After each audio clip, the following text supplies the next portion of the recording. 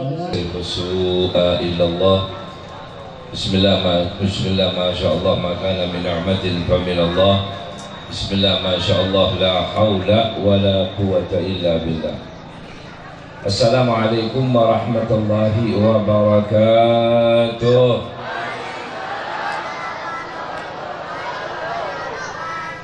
Alhamdulillah. Alhamdulillah alladzi bi ni'matihi tatimmus shalihat.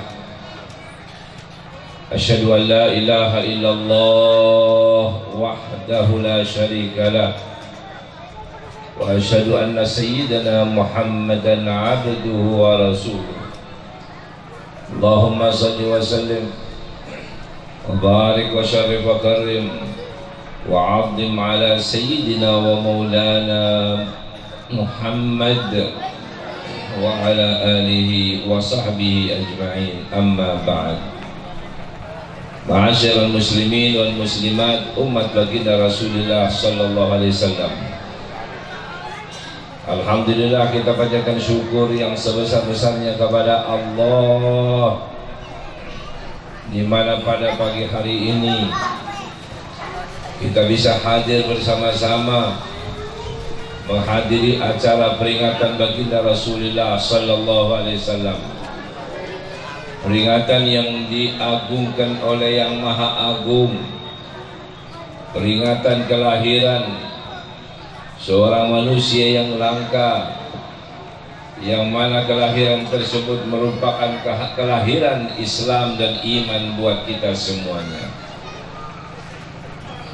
Kita kumpul pada hari ini dalam satu tempat yang amat sangat mulia, dikategorikan oleh para ulama sebagai raudhah min riyadil jannah, di mana Al-Imam As-Sirri As-Saqati beliau pernah menyatakan, beliau adalah seorang ulama besar, beliau adalah seorang wali min auliyaillah.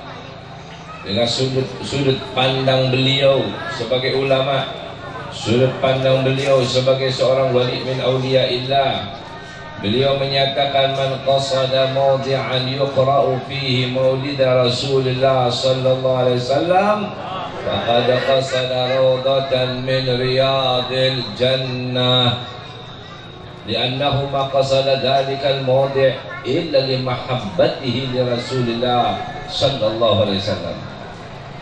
Al-Imam As-Sirri As-Saqati pernah menyatakan bahwasanya barang siapa yang menuju suatu tempat di mana tempat itu memperingati peringatan kelahiran baginda Rasul sallallahu alaihi wasallam, maka sesungguhnya orang tersebut sedang menuju ke tempat raudhah min riyadil jannah, menuju ke suatu tempat kebun daripada kebun surga Allah. Mengapa tempat ini dikategorikan sebagai kebun surga Allah? Li'annahu ma qasada dhalikal mawdi' illa li mahabbatihi li Rasulillah sallallahu alaihi wasallam. Karena kita semuanya kumpul semata-mata perkumpulan kita karena mahabbah, karena cinta kita kepada Rasulullah. Coba ibu-ibu bayangin, bapak-bapak bayangin, mana ada orang mau duduk-duduk di pinggiran jalan, betul? Mana ada orang duduk-duduk di tempat-tempat yang tidak layak kelihatannya, betul? Tapi nyatanya kok aman-aman aja, tapi nyatanya kok nyaman-nyaman aja, betul? Kita kumpul kayak gini kagak mikir rumah, bu, betul? Kita kumpul kayak gini kagak mikirin bini, kagak mikirin suami, betul? Kita nggak tahu anak kita di mana, bini kita di mana, suami kita di mana. Tapi kalau udah kumpul gini rasanya senang dibikin sendiri, betul? Mengapa ini kita mendapatkan ketentraman, kesenangan, kebahagiaan? Apalagi ibu-ibu sebelah sana kakak pakai tenda sama sekali ya bu ya. Nggak tahu pakai gelaran apa kagak itu? Pakai bu. Bawa sendiri apa digelarin bu? Itu. Bawa sendiri bu. Digelarin, alhamdulillah ya. Jadi ini semuanya merupakan kebun daripada kebun surga Allah. Apa maksud daripada kebun surga Allah? Kalau di saat seperti ini kita digambarkan bagaikan kebun surga Allah, artinya nanti kita akan ditempatkan nanti di kebun daripada kebun surga Allah. Diberikan suatu kenikmatan. Duduk di tempat seperti ini diberikan ketentraman. Walaupun kalau dipikir pakai akal pikiran sehat, rasanya ngapain gitu loh. Kok mau duduk seperti ini? Ya, emang kakak bisa pakai kursi? Emang kakak bisa bawa sendiri? Bisa, Pak. Nah, kita datang kemari mau ngapain? Kalau sekedar mau duduk kayak gini kan lucu, Bu. Kalau andai kata kita duduk seperti ini hanya sebatas untuk cari makan, cari minum, kan lucu juga. Kalau kita kesini bukan cari makan, cari minum, makan di rumah kita juga banyak, minum juga ada, kursi tempat duduk juga bagus. Ngapain kita kumpul seperti ini? Tapi semata-mata bukan karena mau lihat saya, betul? Tapi karena mau lihat Nabi Muhammad SAW. Bukan karena kita sembarang kumpul. Coba kita dikumpulkan sama Pak RT gini gitu ya. Yuk kita pemilihan RT kumpul kayak gini, ada yang mau kagak deh? Kagak ada yang mau, Bu. Panas-panas gini, capek-capek gini, kumpul cuma numpang ini RT doang. Yeah. Boro-boro RT, milih presiden aja kagak mau, betul? Dan buktinya kan BPJS naik terus kan? Iya, betul? Makanya salah sendiri kan gitu, Bu ya. Siapa suruh, makanya kalau salah pilih kayak gini apes lu. Apes gak apes?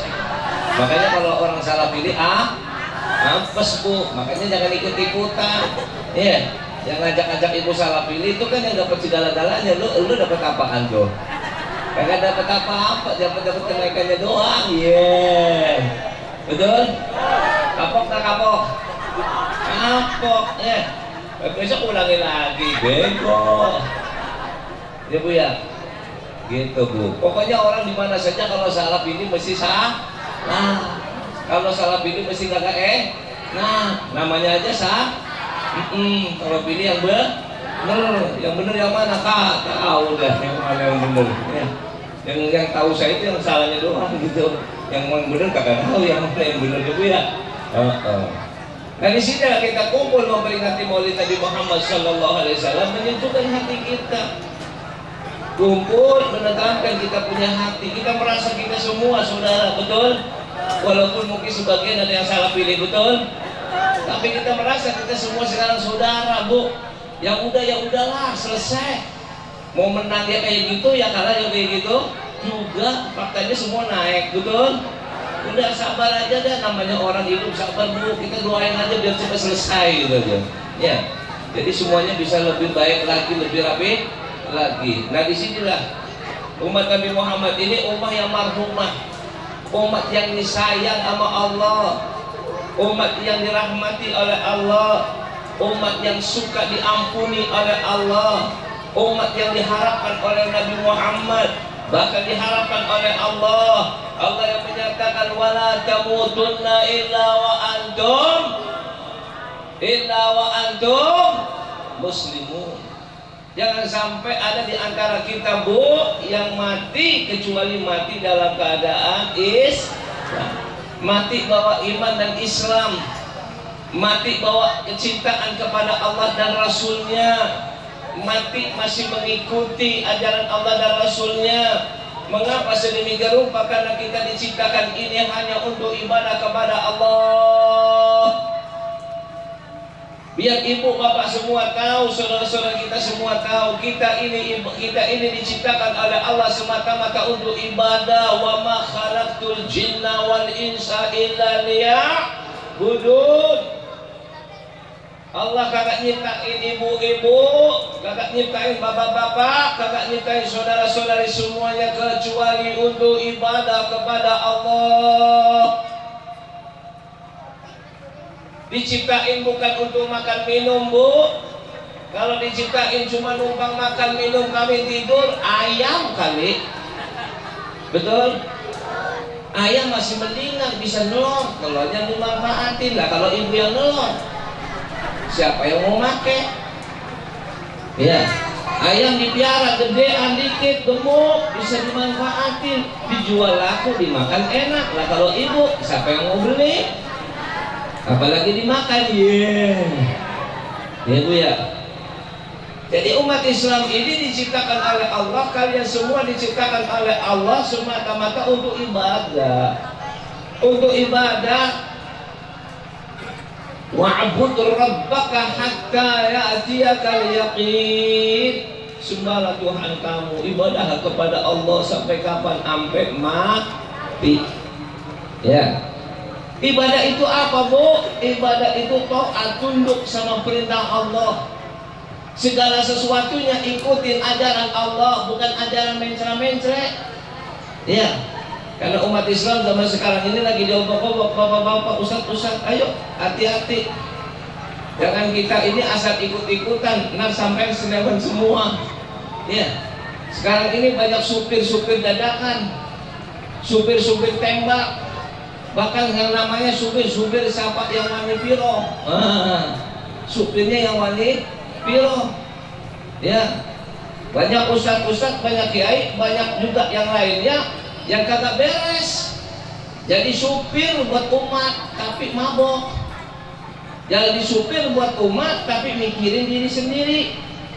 Ya, kayak supir angkot tuh. Ada suatu supir angkot di suatu daerah. Ya, dia bawa penumpang dari satu tujuan A ke tujuan B. Sudah angkut daripada terminal 1 pergi. Di tengah jalan, Bu, banting setir balik lagi. Ditanya sama penumpangnya, ada 4 orang. Pak supir, lo kok balik lagi? Kata dia, emang gue cuma nganterin lu doang, gue cari penumpang, bukan cuma 4 orang. Nah ini kan namanya supir mabuk ini. Orang jalan di tengah jalan balik lagi, kembali lagi ke tempat mau cari apa? Cari penumpang. Kata dia, orang penumpangnya belum penuh. Tuh, ya. Ini namanya supir apa nih? Supir mabuk. Nah banyak juga kiai ustadz ulama juga yang model jurus-jurus mabok. Ya. Antarin sampai pada satu tujuan, begitu tengah tujuan ditinggalin, Pak. Ditinggalin dia, cari yang lain lagi. Kenapa? Ada kepentingan pribadi. Ya. Kemarin bilang ajarin ulama ngasih tahu kepada kita, ini yang mabok-mabok nih, ya. Mengatakan ini hukumnya haram, ini nggak boleh, ini haram. Besok pindah haluan lagi, Bu. Jawabannya, kalau itu sih nggak haram. Kalau itu boleh-boleh saja itu. Itu sih bagus, itu bagus itu. Yang ini bawa dalil, yang ini bawa dalil, orangnya itu juga. Kan modern. Ya. Ini orang jadi bingung. Kalau ada maaf, ya, orang preman, mantan jadi mantan preman, bagus. Dulunya koruptor, jadi mantan koruptor, masih bagus. Dulunya bajingan, jadi mantan bajingan, bagus. Tapi kalau dulunya ulama, dulunya kiai, dulunya ustadz, jadi mantan kiai, mantan ustadz, bagus kagak? Kagak bagus. Ini sekarang orang pada model-model semua, Pak. Nah kita kan sudah lihat di medsos bagaimana siapa orang dan bagaimana orangnya. Anda lihat sendiri, nggak usah saya sebut satu persatu. Ya. Nanti kalau disebutin orang bilang katanya, ngerasain orang. Bukan ngerasain sih sebetulnya, itu memang faktanya. Ya. Jadi kita ini umat Islam ini harus pegangan kepada siapa? Pegangan kepada baginda Rasulullah Sallallahu Alaihi Wasallam. Laqad kana lakum fi Rasulillahi uswatun hasanah. Pegang ajaran Nabi Muhammad. Bukan pegang-pegang orang biasa, Pak. Orang-orang yang ngaku ulama atau sebagainya. Kadang-kadang orang ngaku ulama tapi yang dihina-hina itu justru malah Islamnya itu sendiri. Ngaku-ngaku katanya kiai, kata ulama, tapi yang dihancurkan justru Islamnya itu sendiri. Ya, kadang orang ngakunya muslim, anti sama jilbab. Nah, orang muslim anti jilbab, orang muslim anti sama cadar, betul? Orang muslim anti sama sunnah Nabi seperti sarung cingkrang ataupun apalagi tuh celana cingkrang. Urusan sarung cingkrang ataupun pakai cadar itu urusan agama, bukan urusan orang itu. Tapi faktanya dia kok kepanasan gitu ya. Tapi kalau melihat orang-orang yang telanjang, melihat orang-orang yang buka aurat, nggak apa-apa, dia nggak komen. Tapi lihat orang muslimah, dia yang komen gitu. Ngakunya muslim, ngakunya sih katanya orang pinter, tapi nggak ngerti agama. Nah ini kiamat itu namanya. Makanya ulama-ulama kita ini harus cari ulama yang warasatul anbiya, ulama yang betul-betul berjuang di jalannya Allah, ulama yang bukan kepentingan pribadinya, bukan sekedar mencari dunianya, tapi mencari akhiratnya. Makanya Allah wanti-wanti kepada kita semua umat Nabi Muhammad. Untuk apa? Warning kepada kita, hati-hati sampean, jangan sampai sampean mati kecuali dalam keadaan iman dan Islam. Ya. Jadi yang namanya ibadah itu, Bu, itu adalah ketaatan kepada Allah dan Rasulnya. Itu namanya ibadah. Kalau yang namanya sholat, itu adalah bagian daripada ibadah. Kita puasa itu bagian dari ibadah. Kita sedekah bagian dari ibadah, haji bagian dari ibadah. Tapi yang namanya ibadah itu adalah ketaatan kita kepada Allah dan Rasulnya. Jadi kalau kita hidup ini disuruh sama Gusti Allah, disuruh apa? Suruh ibadah. Ya. Jadi 24 jam kita hidup ini ibadah.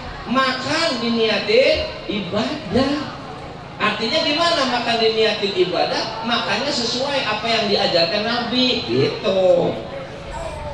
Niatin juga untuk kepentingan ibadahnya. Kita tidur juga diniatin ibadah. Kita bangun tidur niat ibadah. Kita masuk kamar mandi niat ibadah. Kita keluar kamar mandi niat ibadah. Masuk rumah niat ibadah. Keluar rumah niat ibadah. Kita rumah tangga niat ibadah. Kita bergaul niat ibadah. Kita bekerja niat ibadah, kita cari rezeki niat ibadah, kita jadi pemimpin niat ibadah, kita jadi istri niat ibadah, kita jadi suami niat ibadah, kita jadi anak niat ibadah, kita jadi bapak niat ibadah, jadi ibu niat ibadah. Kalau kita semua jadikan itu semua adalah ibadah, itu Anda menjadi manusia yang sesungguh-sungguhnya sebagai hamba Allah Subhanahu wa Ta'ala. Makanya kita seringkali mengucapkan kalimat-kalimat janji di hadapan Allah. Kita mengatakan inna sholati wa nusuki wa mahyaya wa mamati lillahi rabbil alamin. Dibaca kagak, Bu? Baca kagak, Bu, kalau sholat? Dibaca. Bapak-bapak baca kagak, Pak? Kalau sholat dibaca kagak, Pak? Itu janji sampean sama Gusti Allah. Ya, bukan sehari sekali, setiap kali Anda sholat mengucapkan takbiratul ihram, membaca doa iftitah, maka Anda pasti akan mengatakan inna sholati, sesungguhnya sholatku, wa nusuki, seluruh amal ibadahku, wa mahyaya, hidupku, wa mamati, matiku, lillahi rabbil alamin, semua karena Gusti Allah, bukan yang lain. Bu, ibu taat sama suami, emang karena suami apa karena Gusti Allah? Kalau karena suami, Bu, iya, rugi, Bu. Siapa suami lu? Liatin aja, ngenakin gua kagak. Betul? Siapa? Kalau ibu karena suami, ya ibu salah pilih.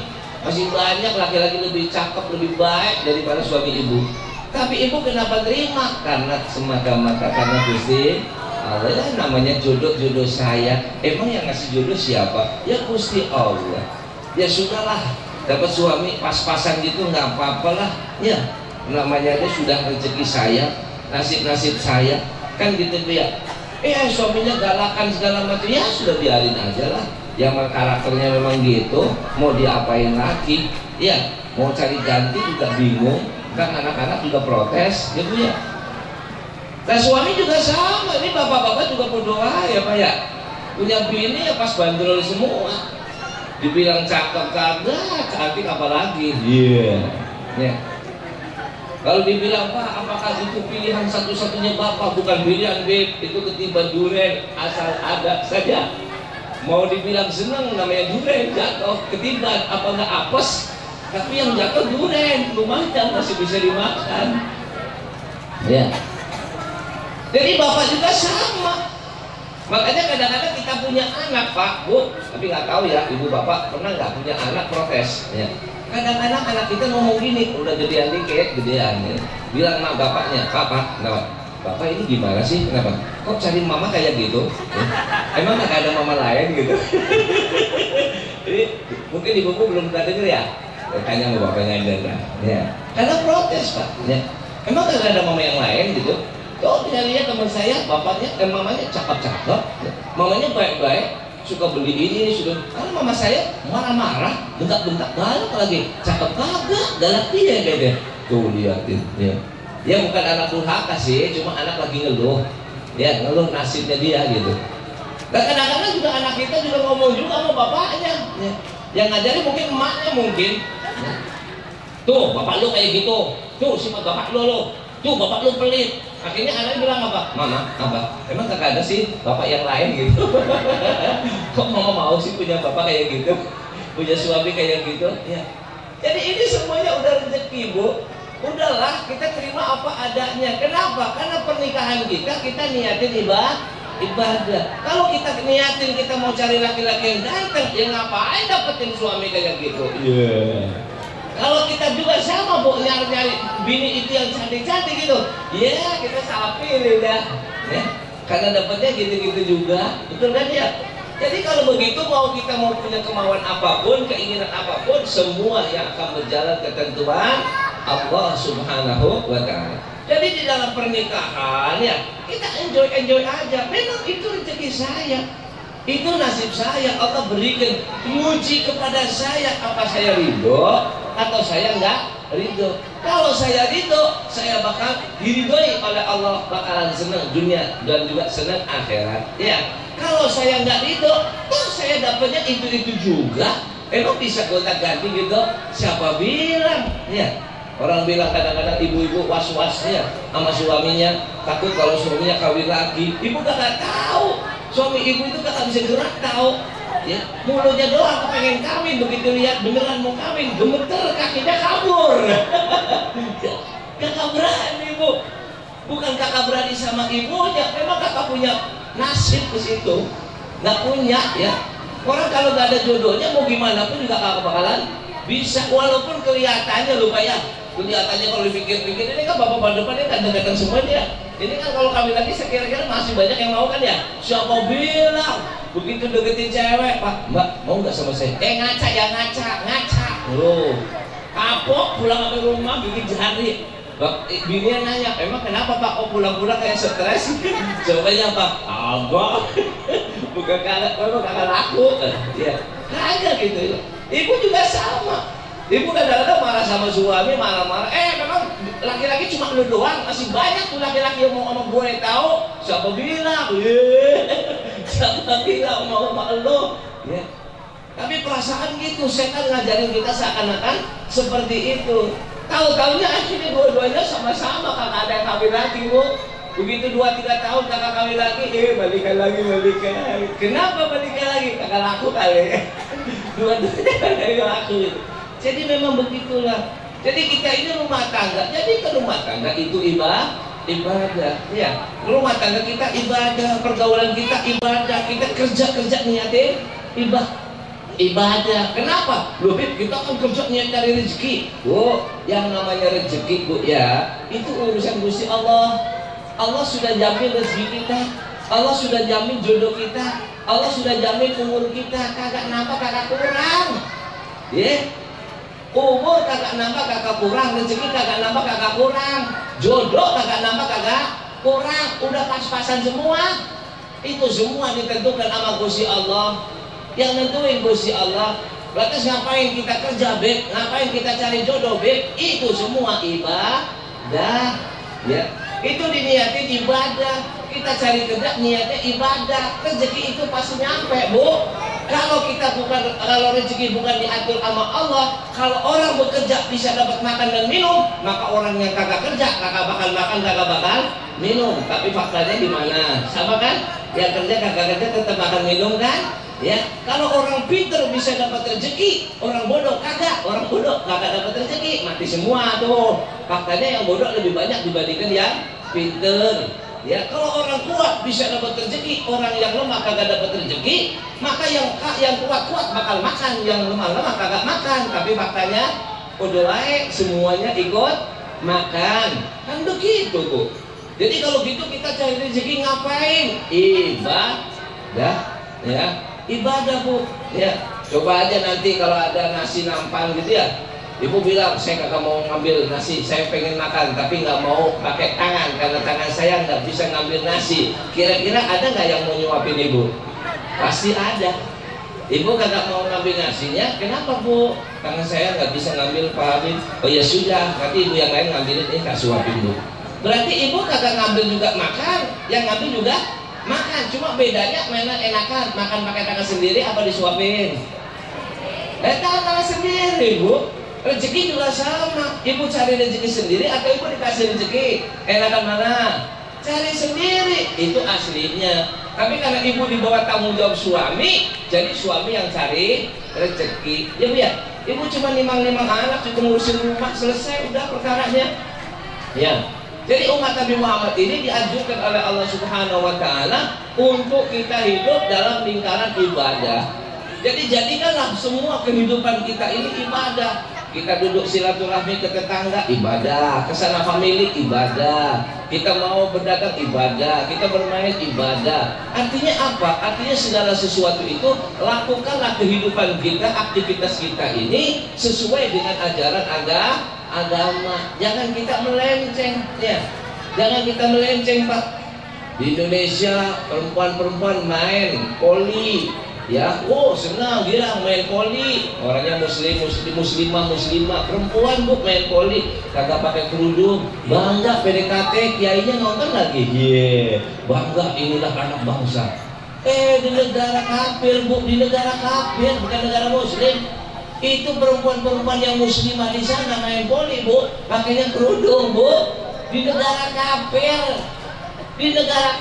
orangnya muslimah main poli pakai kerudung. Ini negara kita yang mayoritas umat Islam. Menteri agamanya bisa khutbah tanpa sholawat Nabi. Sakada apakah gak sah? Tahu deh. Ya. Coba bayangin. Ada khotib di sini khutbah Jumat gak pakai sholat Nabi, wah dipecat sama pengurus. Iya, kagak sah gitu, kagak beres, gak boleh khutbah lagi. Ini malah kagak ada yang protes, yang protes orang lain. Ya, patesnya kan ketua-ketua itu ormas-ormas Islam ya, protes dong. Orang namanya orang sholat Jumat di Monas saja diprotes berhari-hari. Sedangkan itu sah-sah saja, ya. Sholat Jumat di Monas saja diprotes berhari-hari, sedangkan itu perkara yang sah. Ini yang jelas-jelas sangat sah aja, diem aja. Ya. Nah, maka dari itu apa yang terjadi di sini? Mari kita umat Islam itu, ya, lihatlah ajaran Islam, bukan lihat orangnya. Orang itu bisa benar, bisa kagak benar, Bu, Pak. Ya. Orang kadang-kadang kita ikuti ulama ini bagus diikuti. Gede-gedenya kagak bagus.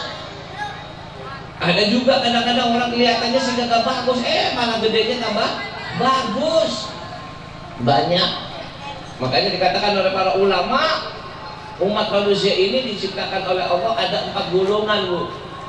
Umat manusia ini diciptakan oleh Allah yang mukallafun, itu ada 4 golongan. Golongan 1 katanya khuliqa li khidmatillah wa li jannatihi. Diciptakan katanya untuk karena Allah dan juga untuk masuk ke dalam surga Allah. Jadi ini orang kelompok ini, manusia-manusia seperti ini memang diciptakan untuk khidmah kepada Allah, untuk beribadah, untuk mensyiarkan agamanya, menjalankan ketaatan, berdakwah dan sebagainya. Dan akhir-akhirnya pasti akan masuk ke dalam surga Allah. Siapa itu? Contohnya para anbiya, para mursalin, para siddiqin, para sahabat. Begitu juga para daripada ulama-ulama ul-amilin, orang-orang yang soleh. Mereka diciptakan oleh Allah memang untuk ibadah. Lagi-lagi kita lihat ibadah sampai mati pun tetap ibadah, akhirnya dia masuk surga. Amin Allahumma amin. Ya mudah-mudahan kita digolongkan daripada orang-orang tersebut. Amin. Yang ahli ibadah sampai mati tetap ahli ibadah, kuat iman dan Islamnya sampai mati husnul khotimah, masuk ke dalam surga Allah. Amin Allahumma. Ini yang pertama, Bu. Ada lagi golongan manusia yang diciptakan la li khidmatillah wala li jannati.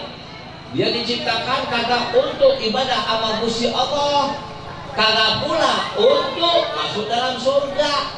Seumur-umur kagak pernah ibadah, seumur-umur kagak pernah taat, seumur-umur kagak pernah ya sesuai dengan perintah Allah dan Rasulnya. Ini orang-orang kafir namanya ya. Orang kafir kagak pernah ngucapin syahadat saja, kagak pernah ya, gak pernah sama sekali. Memang Allah ciptakan mereka untuk jadi orang kafir, kagak ada urusan sama Gusti Allah. Nanti juga dia tidak untuk masuk ke dalam surga Allah. Siapa contohnya? Fir'aun ya, Fir'aun, Haman, Qarun, CS. Mau CS atau CS?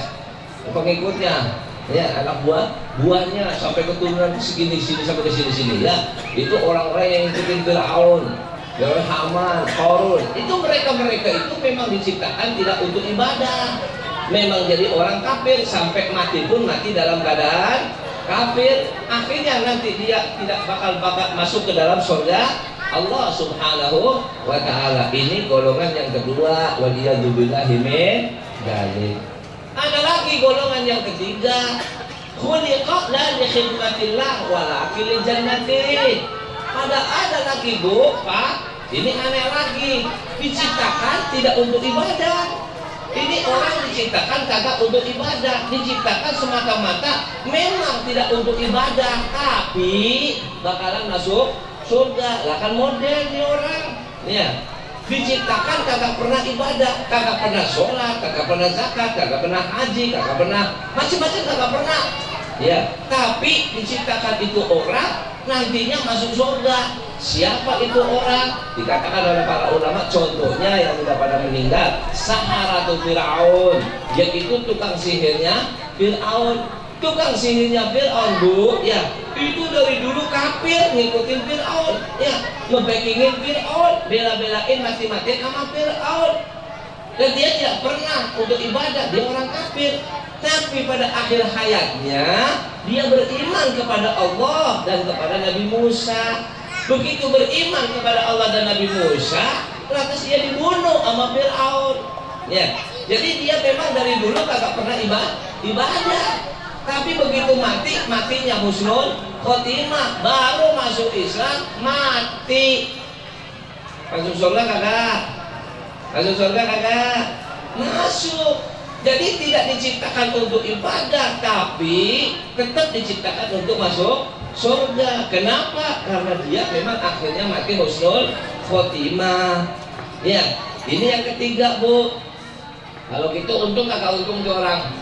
Masih untung ya, artinya dulu-dulunya keliru, dulu-dulunya salah, tapi akhirnya masih balik lagi jadi orang bener, kemudian mati husnul khotimah ya. Dulunya kafir ya, artinya mantan kafir. Nah, mantan kafir sama mantan muslim bagusan mana, Bu? Mantan kafir sama mantan muslim bagusan mana? Oh kan gitu kan ya. Jadi mantan kafir ya lebih bagus daripada mantan muslim. Lah kalau mantan muslim kan jadi kafir. Lah kalau mantan kafir jadi muslim ya.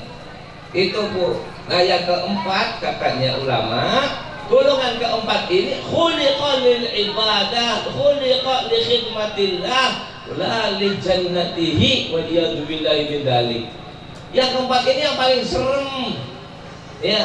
Yang keempat ini paling serem. Nanti ibu-ibu bisa nonton, lihat sendiri orang-orang yang seperti ini, waliyadzubillahi min dzalik. Diciptakan ini, Bu, ini manusia diciptakan untuk ibadah, diciptakan jadi ulama, diciptakan jadi dai, diciptakan jadi apalagi ustaz, diciptakan jadi orang ahli ibadah, rajin sholat, rajin ibadah, itu dilaksanakan, Bu. Halo, baru cuma itu doang. Nah, baru suara gelembungan dor. Gimana kalau gunung-gunung meletus dor? Lebih serem lagi. Ya. Ya. Jadi ada kelompok yang paling serem ini adalah kelompok yang keempat. Dia diciptakan jadi ulama, diciptakan jadi kiai, diciptakan jadi ustaz, diciptakan jadi orang ahli ibadah, diciptakan jadi pengurus masjid, diciptakan jadi pengurus yayasan, diciptakan dari macam-macam ahli ibadah. Hebat ilmunya, hebat ibadahnya, hebat perjuangannya, hebat. Tapi matinya kagak masuk apes kata apes tuh. Apes kata apes tuh. Nah ini yang disebut mantan-mantan itu. Mantan ustaz, mantan ulama, mantan kiai, ya. Itu namanya orang apes. Kenapa? Dulunya hebat. Dulunya bid'ah, dulunya begini, dulunya ibadahnya, wah, dulunya yang bangun masjid, dulunya punya pesantren, dulunya hafal Quran, anaknya hafal Quran sampai main sinetron. Iya, kan gitu kan? Hafal Quran sampai main sinetron, itu namanya mantan hafalan tuh. Ya. Coba bayangin. Orang pemain sinetron terus kemudian mantan pemain sinetron hafal Quran, cakep kagak?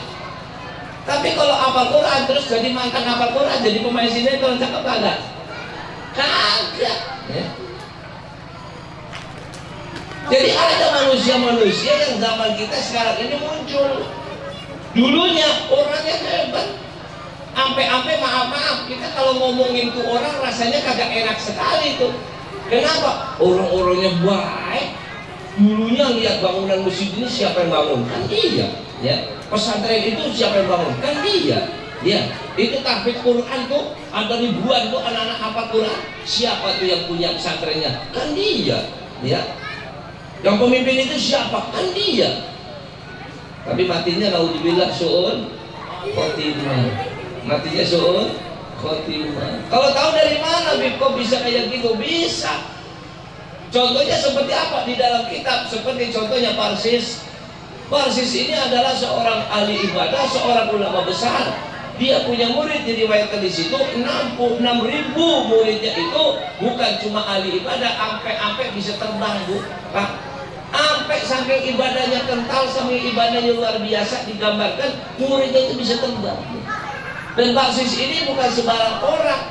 Ahli ibadahnya yang luar biasa, sampai malaikat geger. Malaikat itu kagum-kagum terhadap Parsis. Kok bisa orang ibadah seperti ini? Karena dikagumi oleh daripada malaikat itu, iblis godain.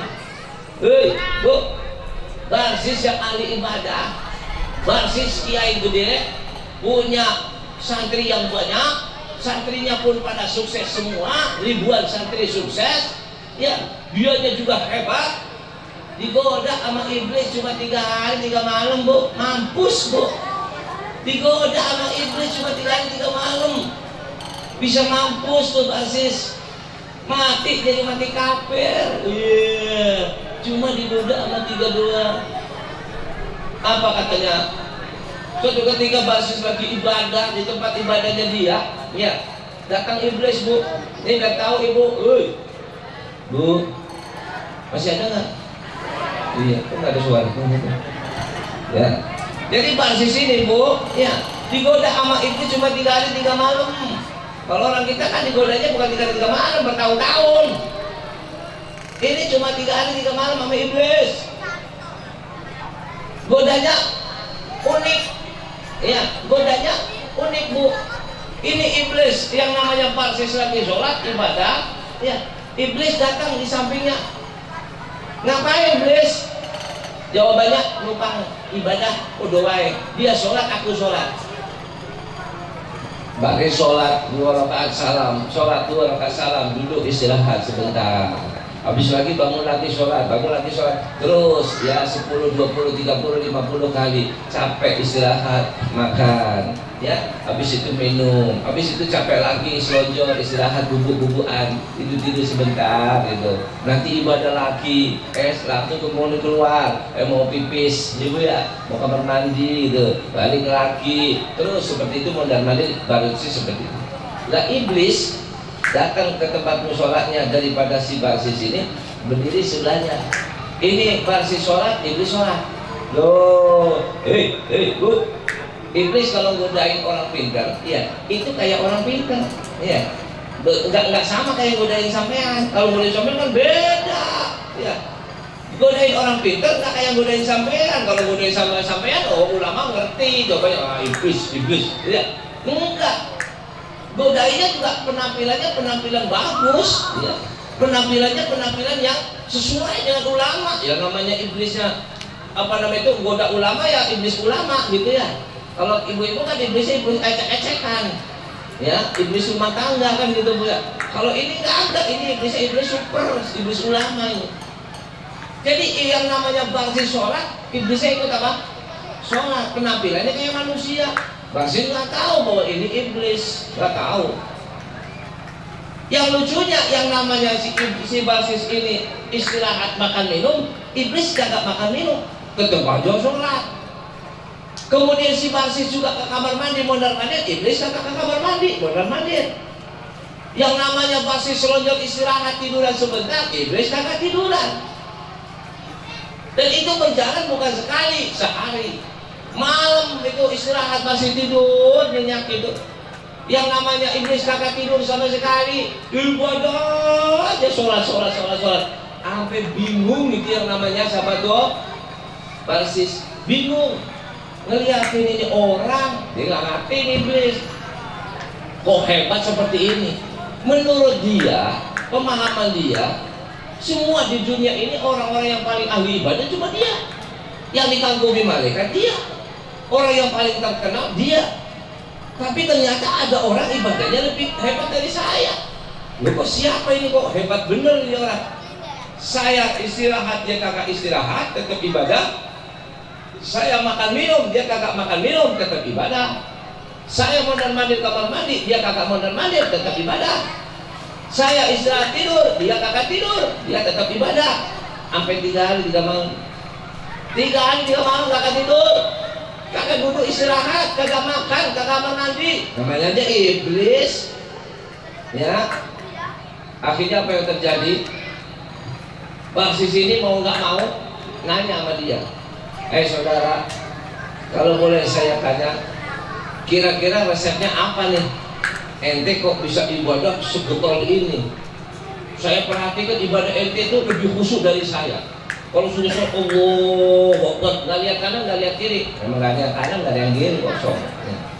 Ya ibadahnya tunduk, cuma ninanya luar biasa, rukuknya sujud, semua kau laksanakan istimewa. Saya perhatiin udah selesai assalamualaikum, bangun lagi, semangatnya luar biasa. Saya aja udah semboyongan, lu kagak semboyongan. Saya capek, lu kagak capek. Saya istirahat, lu kagak istirahat.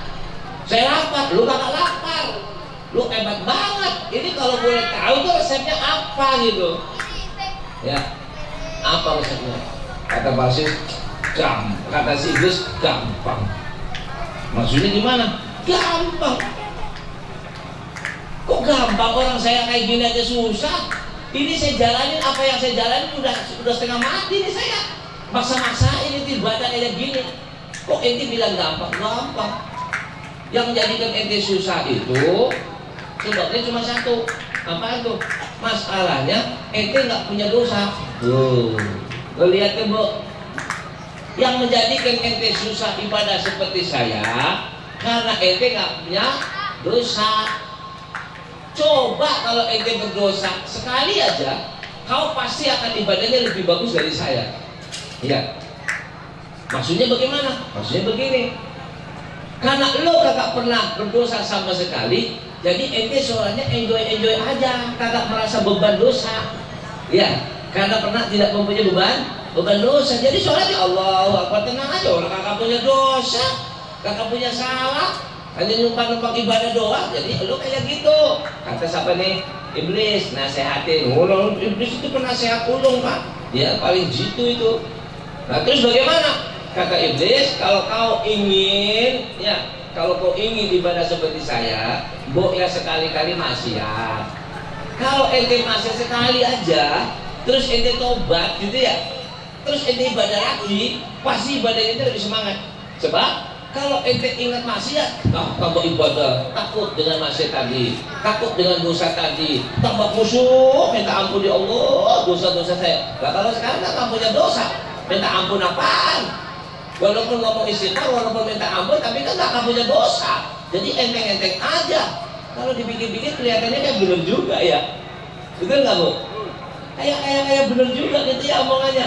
Kayak ulama kita kan kalau ngomong gitu kayak enak bener. Seakan-akan bener juga gitu ya. Akhirnya apa yang terjadi? Kata si Parsis, ya udah kalau gitu berarti saya dosa dulu gitu ya. Iya. Ini Parsis Bu, kakak pernah maksiat Bu, ahli ibadah kakak pernah maksiat. Kakak pernah yang namanya lihat perempuan seperti apa itu nggak pernah lihat ya. Nggak pernah lihat mukanya perempuan itu nggak pernah itu Parsis. Ya orang ahli ibadah, takwanya luar biasa. Apa katanya iblis? Nih, kalau lo kepengen seperti saya, ya sekali aja itu berbuat dosa. Apaan tuh? Bunuh orang. Loh, kata Parsis, gila lu. Saya suruh bunuh orang. Ngomongin orang nggak pernah saya, nyebut nama orang nggak pernah saya, nyupit orang sedikit aja nggak pernah saya. Terus tahu-tahu suruh bunuh orang. Woi, gila kau ini nasihatnya nggak ngawur, nggak mau. Apa kata iblis? Udah tenang aja, lu kalau kakak bisa ngomong aja, nggak usah marah-marah. Kata siapa? Iblis itu. Ya, tenang aja. Nanti saya carikan yang lain. Kalau lu kagak bisa, udah biarin aja, bilang saya nggak bisa. Udah gitu aja. Nanti saya carikan yang gampang-gampang aja.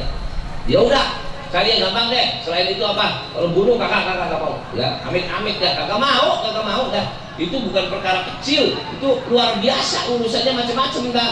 Namanya bunuh orang. Ya udah gini aja, kata si iblis.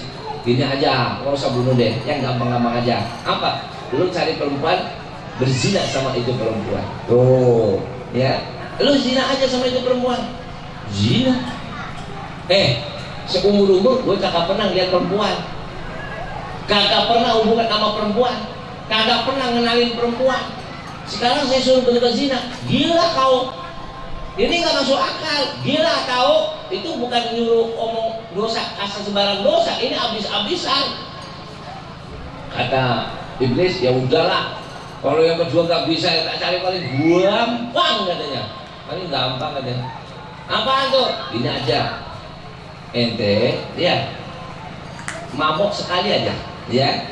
Beli minuman keras, lu tenggak, gitu, ya. Mabok sekali aja. Kan mabok kan enak. Satu, nggak ada urusan sama orang lain, kan gitu ya. Nggak ada sangkut paut. Orang mabok sendiri kok. Minum-minum sendiri, beli-beli sendiri, apa-apa sendiri, apa urusannya sama orang lain? Oh, itu bahasa iblis, ya. Jadi itu enakan. Oh, gitu ya. Nggak, pikir dulu. Masuk akal deh, masuk akal gitu ya. Masuk akal. Ya. Jadi mabok sekali, habis itu tobat selesai. Bener juga ya. Nggak ada urusan sama orang. Iya. Ya udah, saya mau. Gue liatin. Ya. Ini ulama ini. Ahli ibadah. Ini baru disuruh nenggak Homer mau ya. Gimana kalau dikasih amplop tebel? Gimana kalau dikasih mobil mewah, rumah mewah, pesantren mewah? Apalagi jadi menteri lagi. Tapi nggak jadi, kecewa kali. Ya, betul kan? Ulama diiming-iming jadi menteri, seneng gak kamu? Seneng, sarungnya jadi kolor, ya. Sorbannya jadi dasi. Betul? Jalan kemana-mana nongkrong-nongkrong. Betul kan? Dulunya dihormatin orang. Orang cari berkat cium-cium tangan. Sekarang siapa mau cium tangan? Ya. Dulu gampang ditemuin. Sekarang mau nemuin pakai apa? Ibu-ibu dulu ketemu sama kiai itu pakai sendal jepit, nggak apa-apa. Kalau sekarang nggak boleh masuk. Ya, namanya aja mantan. Ya, jadi mantan kiai. Dulunya apa? Kiai besar.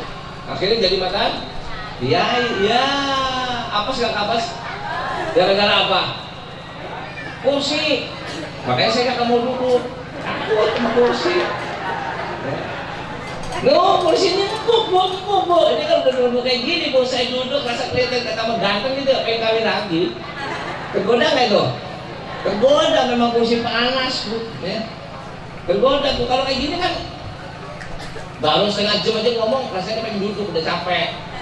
Nggak usah diberhentiin juga kita duduk sendiri. Tapi kalau udah duduk sini ya, kira-kira mau berhenti kapan? Nggak tahu.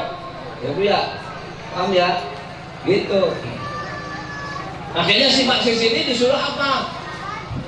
Katanya disuruh cuma minum-minuman. Tanya lagi, ngomong-ngomong, saya kan kagak ngerti itu minuman keras apa, seperti apa dan di mana. Dibilang, tuh, nanti kamu keluar dari sini, ya, kata si iblis nih, tuh ada ke sana, di sana ada warung, ya, ada warung. Nah, di warung itu lu masuk aja, bilang, gue mau minum, mau beli 1 botol. Katanya Rasi, oh gitu ya, ya udah, nanti lu minum aja di situ. Pulang-pulang udah beres, ya, lu tobat aja, pulang-pulang tobat. Oh gitu ya, iya, selesai, udah pergi ke sana bu, ya, sampai di warung yang jual awewe. Siapa? Oh tahu awewe? Siapa bu? Oh, cewek, ya, yang jual cewek lagi. Udah cewek cakep, ya. Lah yang namanya Barsis ini kan seumur-umur kagak pernah nunggak komer. Orang barat aja kalau minum itu 1 sloki. Kamu ngerti sloki? Tutup botol, tuangin, minum buat ngangetin. Lain sama orang kampung gitu, sebotol minum semua. Kan bego. Jadi minumnya begitu. Nah ini yang namanya Barsis juga sama. Boro-boro minum, dibuka yang namanya apa? Tutup botolnya, itu baunya itu sudah bikin mabok. Kenapa orang nggak pernah minum, mencium bau komer ikut mabok. Ini Barsis nggak kepala tanggung. Beli 1 botol. Terus bukain, ambil langsung gelegat aja, gelak kayak Tarsan gitu. Ya. Asal minum habis-habisan. Habis minum, duduk sebentar, liung. Mulai liung bu. Nah, jadi mabok. Sebotol itu, minum kafe. Ya, mabok ini bu. Mulai liung. Lah lagi ngeliung-liung dengan wadon yang jual perempuan, nafsunya nyelonong bu. Setiap orang mabok pasti nafsu. Lihatin aja, ya. Setiap orang mabok pasti nafsu bu, ya. Makanya kalau ibu punya bini, punya suami nggak nafsu kasih mabok, ya. Ya tapi jangan mabok itu ya, mabok cinta, gitu. Kasih mabok. Orang mabok pasti nafsu, ya.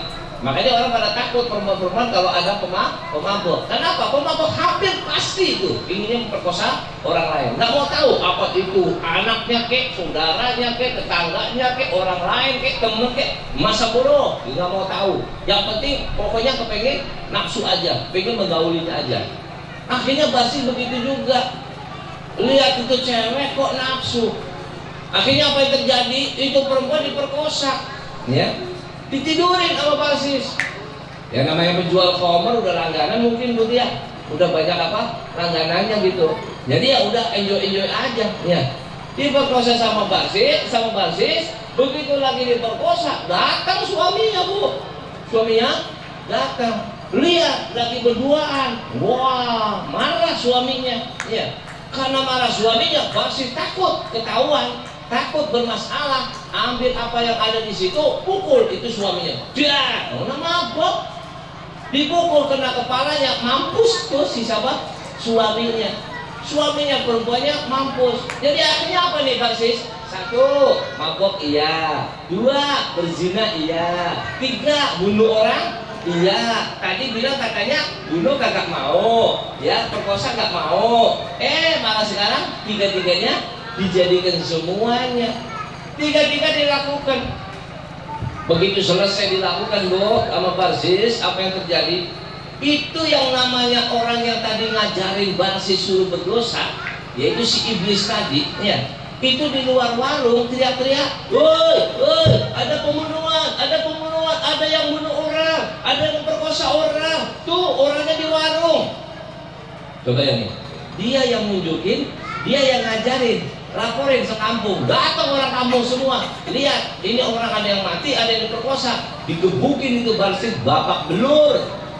Ini kiai ulama besar, digebukin babak belur. Sudah babak belur, akhirnya apa? Kesepakatan mereka semua, sudah satu-satunya jalan adalah kita biar pelajaran buat yang lain, kita salib. Itu yang namanya Barsis. Disalib Pak, disalib di kampung, di tengah-tengah lapangan, dengan panasnya dan lain sebagainya, dengan gebukannya, babak belurnya udah memampus di atas salib. Ya, itu sih yang namanya Barsis. Sudah ditinggalkan masyarakat tidak ada, datang itu namanya si iblis, datang lagi. Dia bilang, Barsis, apa? Ngomong-ngomong, lu mau nggak gue bebasin dari salib? Gue lepasin lu biar lu bisa pulang ke rumah. Loh, dia mau, katanya dia. Kalau gitu, gini, syaratnya cuma satu. Apa? Lu sujud sama gue Tuhan lu. Tuh, lihat tuh. Ya, suruh sujud, gue Tuhan lu. Kata si Barsis, dasar lu bajingan, lu setan, lu iblis, katanya. Ya. Gue gara-gara godaan lu, gue jadi kayak gini, babak belur. Sekarang udah kayak gini, lu masih ngomong lagi, suruh sujud sama lu. Tapi karena gak ada jalan lain kecuali bebas dengan cara yang bisa nolong cuma iblis doang. Yang lain sudah tidak mau menolong Barsis. Apa jawaban Barsis? Ceritanya Barsis mau pinter-pinteran. Kata Barsis, baik, katanya, saya akan sujud sama kamu, tapi syarat satu. Apa? Lepasin dulu, biar saya turun ke bawah, nanti setelah itu baru saya sujud. Maksudnya Barsis, kalau sudah turun saya mau kabur, nggak mau sujud, tahu. Tapi yang namanya setan kan lebih pinter, Bu. Setan duit, iblis duit, pinter. Apa kata iblis? Oh, nggak bisa. Saya nggak butuh ente sujud pakai di bawah tanah, nggak perlu. Ente cukup aja di atas salib, ya. Ente cukup pakai mata ente aja, atau pakai kepala ente nundukin gini aja, nunduk aja gitu, sebagai isyarat kau sujud sama saya. Itu doang kok, nggak perlu turun-turun, nggak perlu. Gitu. Jadi gimana saya? Ya sujud dulu. Kalau kau sujud, nanti saya bukain. Dan namanya janjinya iblis kira-kira ditepatin kagak? Hei, iblis janjinya ditepatin kagak? Iblis penipu kagak? Tukang bohong kagak? Siapa itu? Iblis. Makanya kalau sampai tukang bohong, tukang nipu, namanya sampai kayak ya. Paham? Apa tuh paham? Tukang bohong sama tukang itu namanya iblis. Akhirnya Barsis mau nggak mau, ya udahlah. Daripada turun kagak bisa, ini kagak bisa, kecuali suruh sujud nyembah iblis. Nanti kalau sudah sujud nyembah iblis, baru nanti mau dilepasin. Kata si iblis, apa iya, iblis bakal janjinya bakal ditepatin. Kagak kali, namanya iblis. Ya, iblis kagak bakal tepatin janjinya. Biar iblis dilaknat itu, biar orang bilang nanti iblisnya biar kualat, ditertawain sama iblis. Yeay, gue dari dulu udah kualat tau. Lu doain gue kualat, katanya iblisnya. Gue dari dulu memang udah kualat. Lu yang sekarang kena kualat, ya, karena lu ikut sama gue. Ya, itu yang ngomong siapa? Ya, iblis tuh, ya. Jadi iblis nggak usah didoain kualat-kualat. Kenapa? Oh, memang dia udah kualat dari dulu. Jadi penipu itu kan kualat dari dulu. Jadi pembohong kualat dari dulu. Itu namanya iblis. Ya. Nah, apa yang terjadi di sini? Akhirnya Barsis menerima tawaran daripada iblis tadi. Baik, kalau begitu saya mau menundukkan kepala untuk sujud kepada kamu. Tapi nanti habis ini kau bebasin saya. Oh, siap. Subhanallah. Begitu pas di situ, langsung Barsis menundukkan kepalanya. Nunduk kepala sebagai tanda sujud kepada iblis. Seketika sujud, Allah cabut nyawanya. Allah cabut nyawanya. Akhirnya matinya apa, Bu? Kafir. Matinya kafir. Dulunya siapa dia? Ulama besar. Dulunya siapa dia? Ahli ibadah. Dulunya siapa dia? Dibanggakan oleh malaikat. Dulunya siapa? Muridnya beribu-ribu. Dulunya siapa? Orang yang paling sukses. Tapi justru akhirnya waliyadzubillah, matinya mati kafir. Ya. Jadi apakah itu bisa terjadi? Bisa.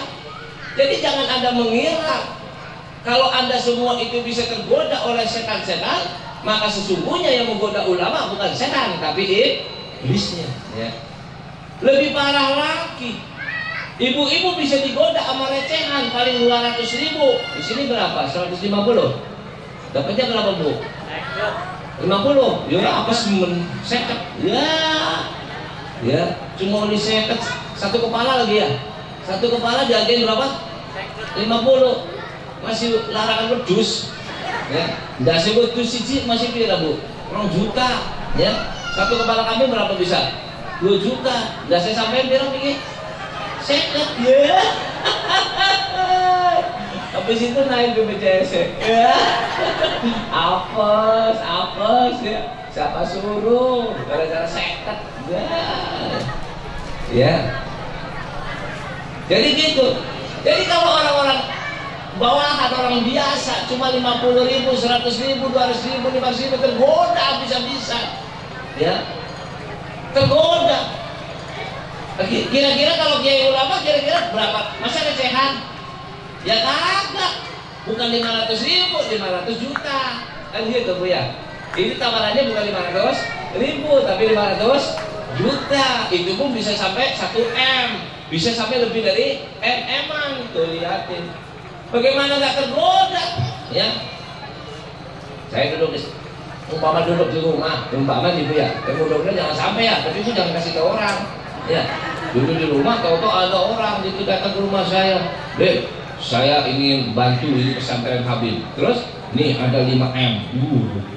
5 M buat apa nih? Pesantren. Iya, cakep bener nih orang. Oh ya, baik bener nih, bener deh. Terus besok saya mau kasih lagi 5 M lagi. Buat apa? Buat Habibnya sendiri. Iya, cakep ini. Bisa bikin rumah baru lagi, seisinya, betul? Bener nggak? Setuju nggak? Bikin rumah seisinya. Bikin di rumah ngamuk-ngamuk. Ya, wah 5 M lagi. Wah cakep ini. Ini orang soleh. Yang mau ngasih ini orang hebat gitu. Ya, nggak tahu di situ bilang apa? Dit, apa?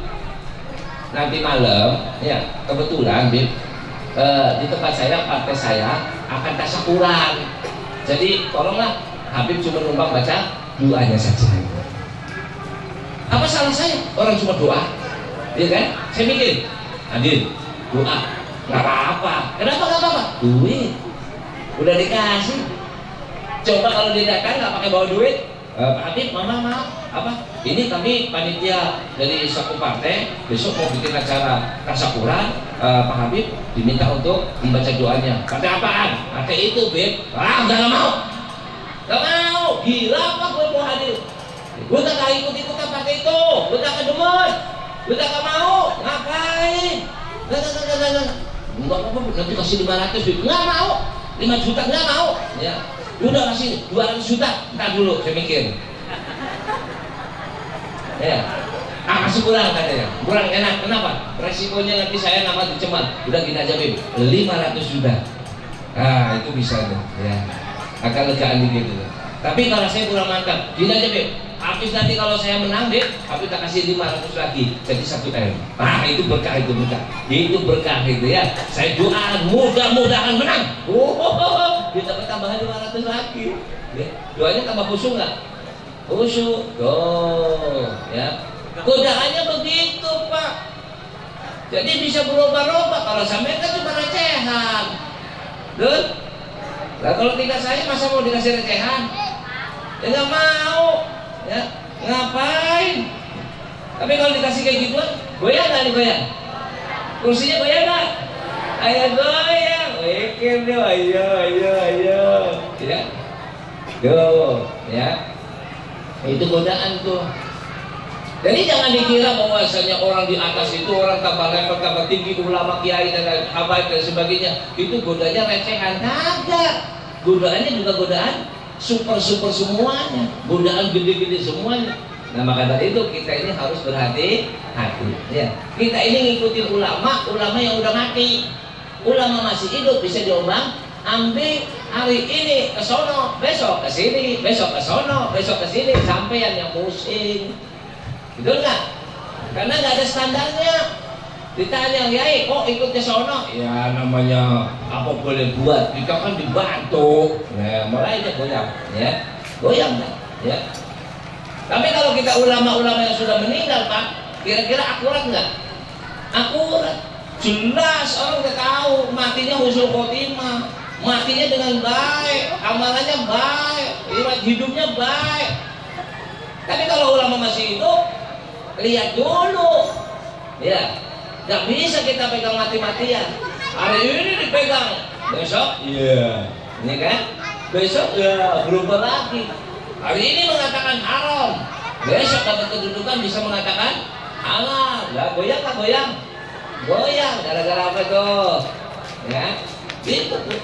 Nah, maka itu kita sebagai umat Nabi Muhammad SAW ini, ayo kita istiqomah dalam ibadah kita, jadikan kehidupan kita ibadah yang dicontoh oleh kita itu baginda Rasul Sallallahu Alaihi Wasallam. Jadi kita nggak usah fanatik sama orang-orang yang macam-macam, nggak usah. Mau dia siap, tapi kan itu atasan pimpinan itu sekarang atasan, besok juga agak ganti juga selesai. Ya, atasan Pak. Ibu bangga dengan atap, jangan bangga terlalu berlebihan. Besok juga saya diganti tuh, ya. Sekarang masih bisa dipakai, besok bolong-bolong, udah banyak paku. Nah, akhirnya apa? Mau nggak mau diganti atap yang lain. Artinya apa? Mau atasan kita hargai hormati sebatas itu atasan, tapi tidak boleh kita taatin kalau ia tidak sesuai dengan agama. Ya, pegangan kita ini agama. Jadi kita memperingati kelahiran Nabi Muhammad untuk apa? Untuk menyambut kesenangan kelahiran Nabi Muhammad, untuk mengikuti. Kita bangga karena kita umat Nabi Muhammad. Kita ini karena mengikuti Nabi Muhammad, kita selamat. Apa artinya kita jadi umat Nabi Muhammad? Biar maulid-maulid tiap hari kita laksanakan, tapi kita nggak mau ikutin ajaran Nabi Muhammad. Buat apa? Ya, yang membanggakan Nabi itu kalau kita ngikutin ajaran Nabi. Kalau kita nggak ngikutin ajaran Nabi, kagak ngenakin Nabi. Jadi memperingati maulid Nabi itu adalah tujuannya untuk supaya kita kembali mengikuti ajaran baginda Rasul Sallallahu Alaihi Wasallam. Ya, jangan kita fanatik kepada seseorang nggak bisa dipegang, Bu. Makanya apalagi kalau orangnya udah kelihatan, gitu ya. Ini orang bunglon, Beb. Dulunya gini, terus pindah lagi gini, dulunya gini, dulu partainya si A, terus ganti lagi B, terus ganti lagi C. Itu namanya bajing loncat. Tahu bajing loncat? Apa kerjanya bajing? Hei, kerjanya bajing loncat apa, Bu? Maling. Ya, maling banget, maling. Ya. Kelapa digerowongin, bukan digerowongin terus ini, ya, dibolong-bolongin kabeh. Kenapa? Karena juga bajing. Nah, makanya wong sing kaya kowe mirip kayak disebut dengan nama bajingan. Loh, keren tambah nganti. Ya, dari bajing jadi bajingan, ya. Jadi jangan gampang, Bu. Orang kadang-kadang, Bu, kalau sudah stres, orang kalau udah putus asa, ya, dia kerja ini gagal, itu gagal, masuk partai gagal, ini jadi kiai. Enakan jadi kiai. Kenapa? Nyaman. Cuma paling ngajar-ngajar begitu acara hatipan maulidnya sudah, ya, makan minum makmur. Oh, kenapa? Karena sekarang sudah gagal di sana sini. Begitu sudah mulai partai yang lain udah mulai deketin lagi, ikut lagi, ya. Kenapa? Gedean di sana duitnya. Kalau jadi kiai kan recehan. Kalau ini kan nggak gedean di sana. Ayo ikut lagi. Nanti semua orang disuruh ikutin dia dari sebagainya, ya. Makanya kita harus hati-hati, ibu-ibu, ya, bapak-bapak semuanya. Saya ngomong ini tenang-tenang aja, kan sudah nggak musim politik. Iya, politik udah selesai. Ya, gara-gara politik udah stres semua, betul? Ya, susah semua gitu. Ya karena kemarin kita masa bodoh, kemarin kita nggak mau tahu, ya. Nah sekarang sudah tahu, yuk kita sekarang ikuti ulama-ulama yang betul-betul warasatul Ambiya, yang mengajak kita kepada suatu kebenaran, mengajak kita kepada syariat Allah, mengajak kita kepada ajaran Allah, mengikuti kepada ajaran baginda Rasulullah Sallallahu Alaihi Wasallam. Kita ini disayang sama Rasulullah wanti-wanti agar sampai semuanya bisa masuk surga. Tapi sayangnya sampean yang kagak mau masuk surga. Ya, ini yang kita khawatirkan. Nabi itu sayang Bu sama ibu-ibu, sayang sama bapak-bapak. Ya, dosa apapun Nabi masih ingin membantunya, menolongnya. Tapi kalau kita sudah jauh dari Allah dan jauh dari Rasulnya, bagaimana kita bisa dibantu oleh Allah dan Rasulnya? Nah, maka itu jangan jauh-jauh dari baginda Rasul SAW. Ya, tingkatkan rasa mahabbah kecintaan itu dengan apa? Dengan mengamalkan ajaran Nabi, mengamalkan daripada perintah-perintah Nabi dan Allah, dan tinggalkan daripada larangannya. Kalau kita kepengen bahagia dunia akhirat, senangkan baginda Rasul. Ya, coba saja waktu sholat kita sholat. Tapi senang nggak Bu? Nabi senang. Ya, ibu terhadap suami taat, soleh, soleha gitu ya. Senang nggak itu Nabi? Senang. Ibu ajarin anak-anak ibu dengan baik. Senang nggak itu Nabi? Senang. Ya. Bapak-bapak sholatnya rajin di masjid mushola. Kira-kira Nabi senang nggak tuh? Senang. Perilaku bapak-bapak di rumah tangganya baik terhadap istri, terhadap anak. Senang nggak Nabi tuh? Senang. Ya. Pergaulannya juga baik, perilakunya baik. Apalagi nggak salah pilih, lebih bagus lagi. Ya, Nabi senang nggak tuh? Senang Bu. Nah itulah.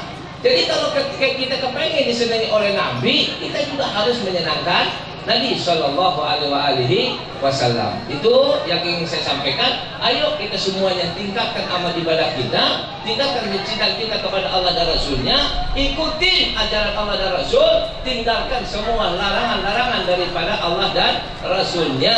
Insya Allah kita akan hidup di dunia hasanah, wa fil akhirati hasanah, wa qina adzabannar. Jadi jangan kita asal ikut-ikutan, ya.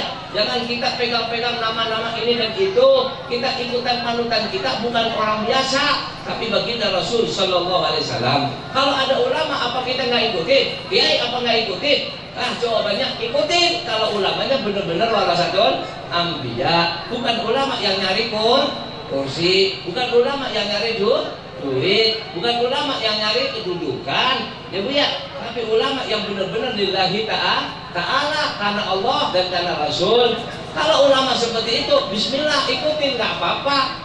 Ya, itu pun nggak boleh fanatik. Kenapa? Barangkali suatu saat mereka berubah, ente juga jangan boleh ikut itu standarnya, ikut Nabi Muhammad SAW, ikut ajaran Allah Subhanahu wa Ta'ala. Mudah-mudahan Allah Subhanahu wa Ta'ala ampuni dosa-dosa kita semua. Mudah-mudahan Allah merahmati kita semuanya, memberikan taufik hidayah inayah kepada kita semuanya. Mudah-mudahan panjangan umur dalam kesehatan afiat, panjangan umur dalam taat kepada Allah dan Rasulnya, dan mudah-mudahan kita diberi kebahagiaan di dunia hasanah, wa fil akhirati hasanah, wa qina adzabannar. Dan kita doakan negara kita, bangsa kita, mudah-mudahan Allah berikan kepada kita pemimpin-pemimpin yang beriman, bertakwa kepada Allah, pemimpin yang arif dan bijaksana, pemimpin yang mendapatkan petunjuk hidayah dari Allah, pemimpin-pemimpin yang diridhai oleh Allah, pemimpin-pemimpin yang bisa memakmurkan daripada bangsa negara Indonesia dengan sebaik-baiknya.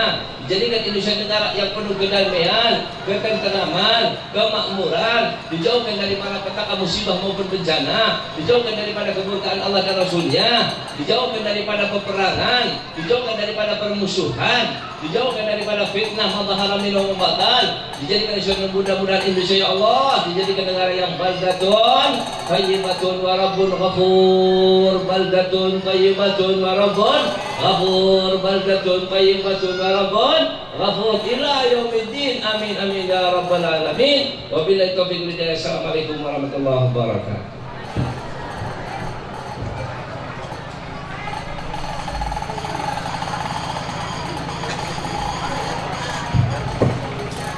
Demikian tadi Wahidatul Hasanah yang telah disampaikan oleh Al Habib Ali Zainal Abidin. Kemudian sebelum ditutup dengan doa pengumuman, diberitahukan bahwa kita panitia insyaallah menyediakan 1000 ember. Jadi nanti bagi bapak ibu pengunjung tidak usah berebutan, nanti teman-teman panitia akan membagikan ya, jadi tolong tidak usah berebutan.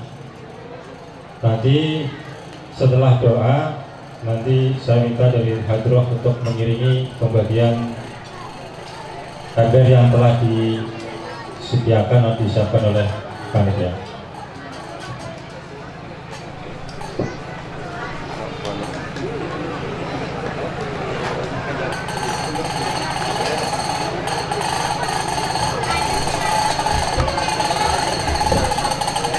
Selanjutnya untuk teman-teman panitia silakan untuk bisa membagikan hadirnya. Bagi ibu-ibu, bapak-bapak tidak usah berebut. Monggo dari tim hadroh. Saya selaku pembawa acara mohon maaf sebesar-besarnya apabila dalam membacakan acara terdapat kekurangannya. Saya akhiri wabillahi taufiq wal hidayah. Wassalamualaikum warahmatullahi wabarakatuh.